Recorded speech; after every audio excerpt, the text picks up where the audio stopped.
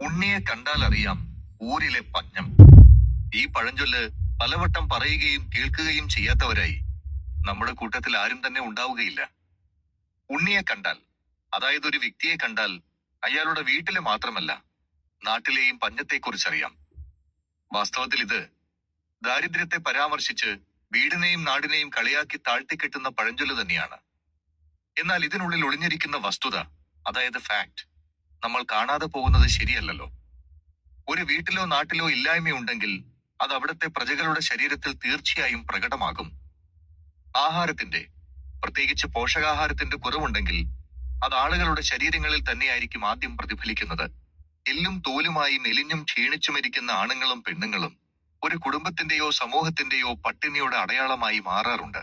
You are what you eat എന്ന ഒരു പഴഞ്ചൊല്ല് ഇംഗ്ലീഷ് ഭാഷയിൽ നമുക്ക് പരിചയമുണ്ടല്ലോ. നിങ്ങൾ എന്തൊക്കെയാണോ കഴിക്കുന്നത് അത് തന്നെയാണ് നിങ്ങൾ. ഫ്രഞ്ച് ഭാഷയിലും ജർമ്മൻ ഭാഷയിലും ഈ പഴഞ്ചൊല്ല് നേരത്തെ രൂപപ്പെട്ടിരുന്നെങ്കിലും ഇത് ഇംഗ്ലീഷ് ഭാഷയിൽ പ്രചരിക്കുന്നത് 1930കളിൽ മാത്രമാണ്.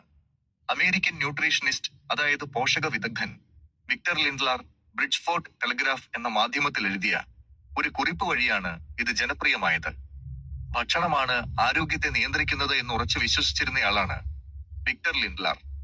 അതുകൊണ്ട് തന്നെ അദ്ദേഹത്തിന്റെ റൈറ്റപ്പിൽ പ്രത്യക്ഷപ്പെടുന്ന ഏറ്റവും നിർണായകമായ 2 വരികൾ ഇവിടെ ഉദ്ധരിക്കാം. 90% of the diseases known to man are caused by cheap food stuff.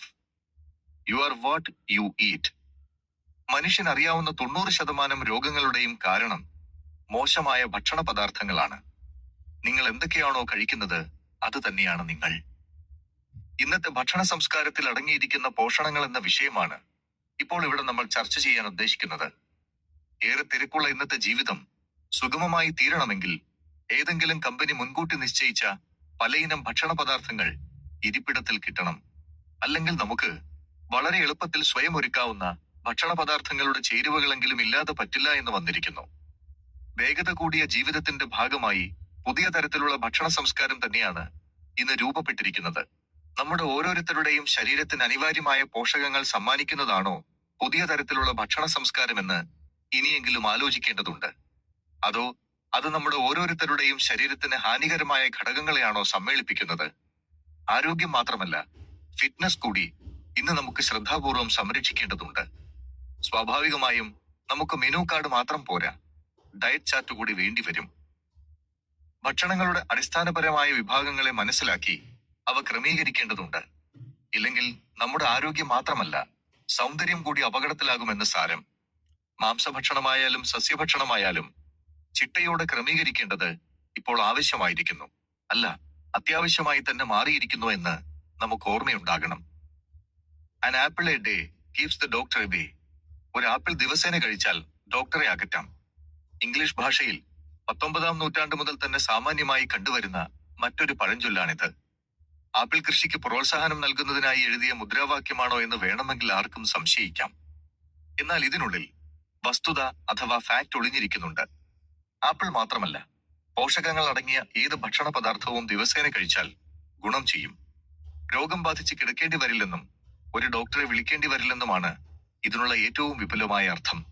ഡോക്ടറുടെ ബ്രെഡ് അടിക്കൽ, പച്ചമലയാളത്തിൽ കഞ്ഞികുടി മുട്ടിക്കാൻ കഴിയുമെന്ന് കളിയായും കാര്യമായും ഇതിനെ വ്യാഖ്യാനിക്കാം. എന്തായാലും ആരോഗ്യത്തിന്റെ കൂടെ സൗന്ദര്യവും വർദ്ധിപ്പിക്കുന്നതിന് വേണ്ടതായ നല്ല ശീലങ്ങൾ നമുക്ക് വളർത്തിയെടുക്കേണ്ടിയിരിക്കുന്നു. അധ്വാനം മാത്രമല്ല, വിശ്രമം കൂടി ശരീരത്തിന് വേണം. വ്യായാമം മാത്രമല്ല, ഉറക്കം കൂടി ശരീരത്തിന് വേണ്ടതുണ്ട്. ആരോഗ്യത്തിനും സൗന്ദര്യത്തിനും ഐശ്വര്യത്തിനും അനുഗുണമായ നല്ല ശീലങ്ങൾ വളർത്തിയെടുക്കാൻ ആവശ്യമായ പാഠങ്ങൾ മുഴുവനും ഇനിയുള്ള അധ്യായങ്ങളിൽ നമുക്ക് പഠിക്കാവുന്നതാണ്.